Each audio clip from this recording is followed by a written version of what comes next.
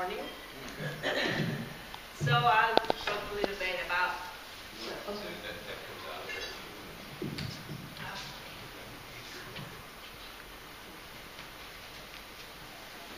So I'll talk a little about my experience here and where I come from. And let's see. So I come from Spain, which is, you already know, in the Western Europe. We are about 47 million people. Nowadays we've been growing these last 10 years, and from this last year we have many immigration going out of Spain because of the situation nowadays. We are about the size of 194,000 square miles, including the islands, which are the Balearic and Canary Islands and part of Morocco. And we are about the size of Utah and Arizona together. So we are a small country, may I say. So as you probably heard, now the situation in Spain is becoming more famous due to all the strikes that we're having, the riots, the economic crisis.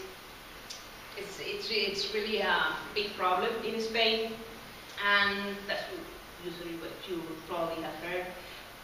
But there were times in the past that we were a powerful country, and as you know, because today is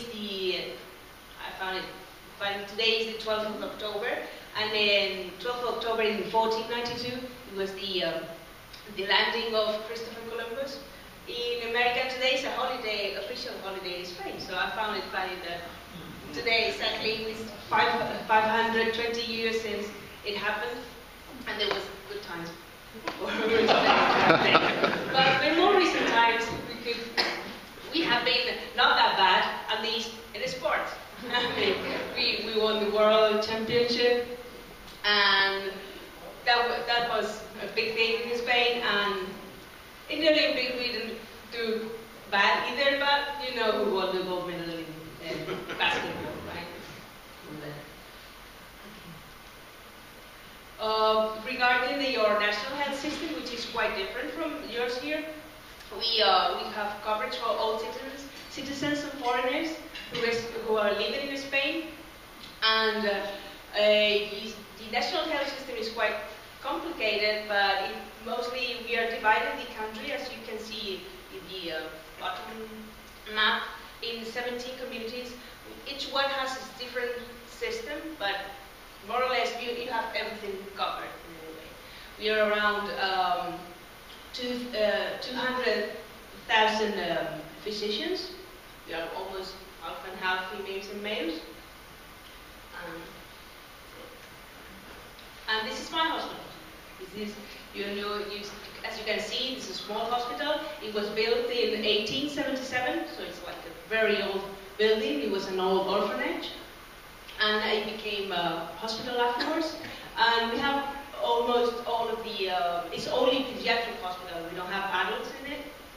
And we have almost all the specialties, unless only we don't have thoracic surgery. And we are around 1,084 workers, of which we are 186 physicians working on it. The size of the hospital, so you can see the size of the hospital, we have around 200 beds. And it's mainly children's oncology is the most important department in our hospital. We get children from all over the country to be treated in our hospital. So what I wanted to show is like so you can feel the difference of size and equipment between our hospitals back home and Nationwide Children's. So you can compare the mix or the amount of equipment that you do have here in Nationwide. We only have one magnetic resonance, well, we have 6 here with 1.5 and 3 Tesla magnets. We only have one computed tomography, well, we have 3, we have 4 ultrasounds, 10, and you can see the important difference of equipment, to size also. And we are only 9 attendant radiologists, well, you have here 20. So you can feel more or less see the size of where I come from. So my experience here in these last 3 weeks, from the 24th of September to today, I have been able to attend this for, this is not a date until yesterday, but it's 61 procedures, and these, of which 11 has been sclerosis of lymphatic and venous malformations. 6 of them were intra-orbital malformations. And then many on 3 sclerosis of aneurysmal bone cyst, and also many other procedures, up to 61, which are really, really a lot. I mean, this is a big difference in the amount. In 3 weeks, I've been able to see as many procedures as I could see back home in months. So it makes a difference in the. In 3 weeks, you see, I have seen so much, and see me observing Dr. Shields treating children's for a malformation in the eye. Oh, sorry.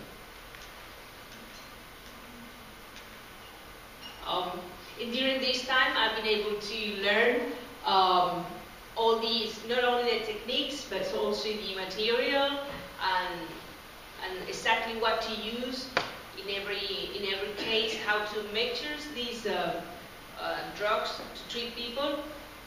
Because what I wanted to show in this slide is you can read so much, you can get papers, you can read many books or whatever, and there are so many treatments for example, the vascular malformations that you really, at the end, you really don't know what to do, and it's difficult to.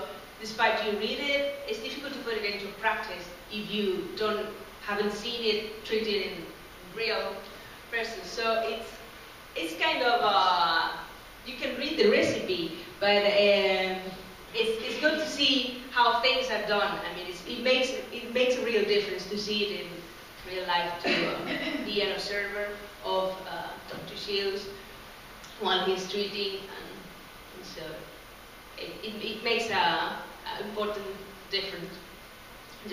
So I was going to show you some cases about what Dr. Shields and his great team do at Nationwide Children's Hospital.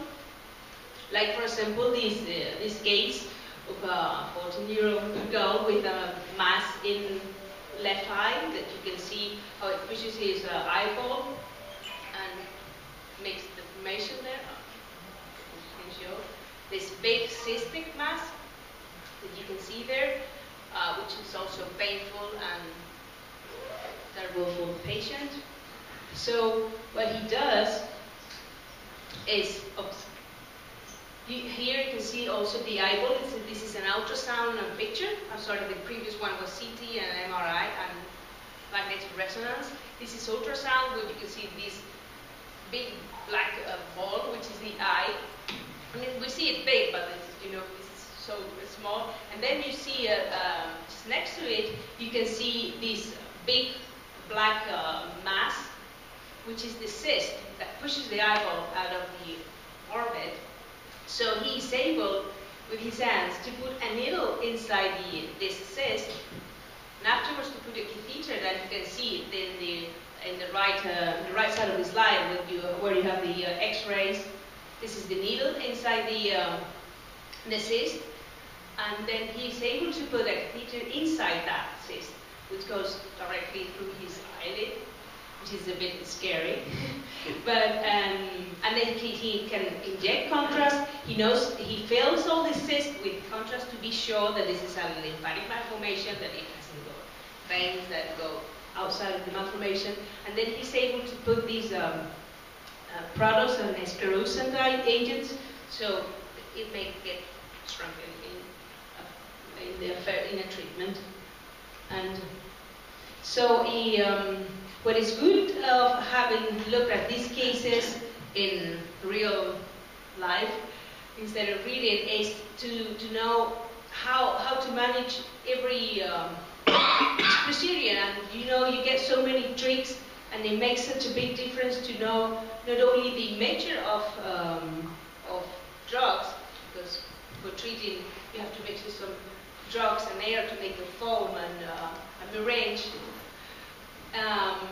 But you get to know all these little tricks, and you can feel safe of doing it your own once you have the experience of observing him doing it.